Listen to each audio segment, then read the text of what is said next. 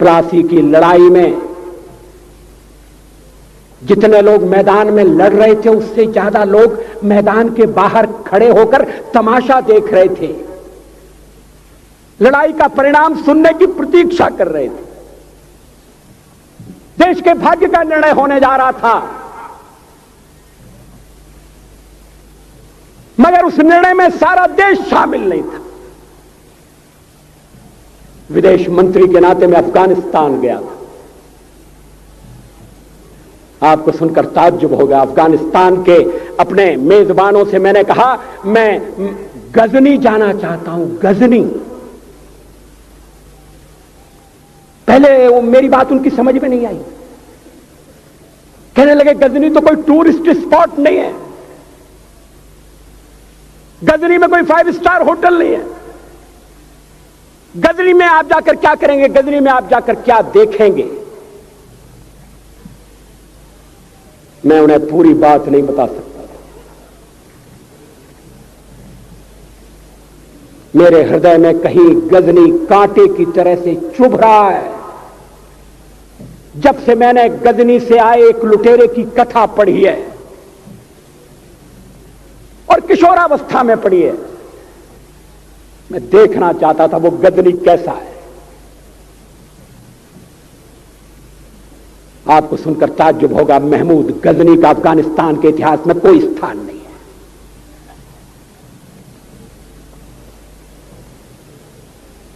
गजनी छोटी सी जगह है, छोटा सा गांव है। कल्पना करिए सैकड़ों साल पहले वहां धूल उड़ती थी, झोंपड़ियां थी, मगर एक लुटेरा लुटेरों को इकट्ठा करता हुआ सोने की चिड़िया को लूटने के लिए चला आया। आपस की फूट से जो राजा है वो लड़ेगा, जो क्षत्रिय है वो लड़ेगा। हमने समाज के बहुत बड़े वर्ग को लड़ने के अधिकार से वंचित कर दिया। हमने उन्हें हथियार नहीं उठाने दिए। मार्शल नॉन मार्शल के आधार पर हमने समाज को बांट दिया। वो लुटेरा सोमनाथ के मंदिर तक चला गया,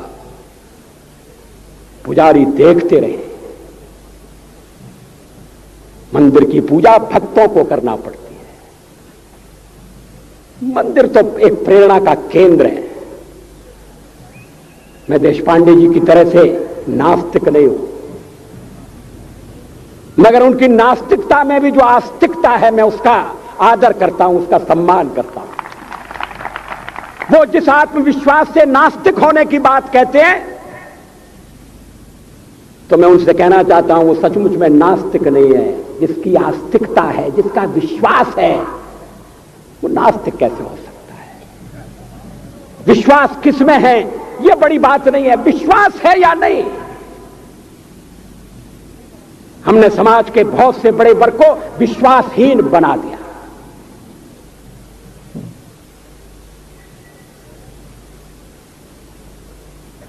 लोगों ने हथियार नहीं उठाए, वेद पढ़ने के दरवाजे बंद कर दिए। इसलिए हम पादाक्रांत हुए। अफगानिस्तान में मैंने एक बात और देखी। मुझे जिस होटल में ठहराया गया उसका नाम था कनिष्क। अफगानिस्तान एक मुस्लिम देश है। मुझे बड़ा ताज्जुब हुआ, मैंने कहा कनिष्क यहां कहां से आया। तो मेरे साथ अफगानिस्तान के विदेश मंत्री थे। मैंने कहा कनिष्क आपका कौन लगता है, कनिष्क से आपका क्या संबंध है। कहने लगे कनिष्क हमारा पूर्वज है, कनिष्क हमारा पुरखा है। He was one of our forefathers. मैंने कहा तब तो हमारे आपके पुरखे एक हैं। अफगानिस्तान के लोगों ने उपासना पद्धति बदली है, संस्कृति नहीं बदली। आज के भारत के परिवेश में यह सुनने के बाद थोड़ा विचित्र लगता है। हमारे यहां तो धर्मांतरण के साथ राष्ट्रांतरण होता है, ऐसा दृश्य दिखाई देता है। पड़ोसी देशों में ऐसा नहीं हुआ। अभी राम जन्मभूमि का मामला चल रहा है। एक विदेशी आए, कहने लगे राम जन्मभूमि का क्या झगड़ा है। हमने कहा इस पर विवाद हो रहा है कि श्री राम कहां पैदा हुए थे, और जहां पैदा हुए थे वो स्थान उनके मंदिर के लिए प्रयुक्त किया जाए या न किया जाए। वो इंडोनेशिया से आए थे, वो मुसलमान है।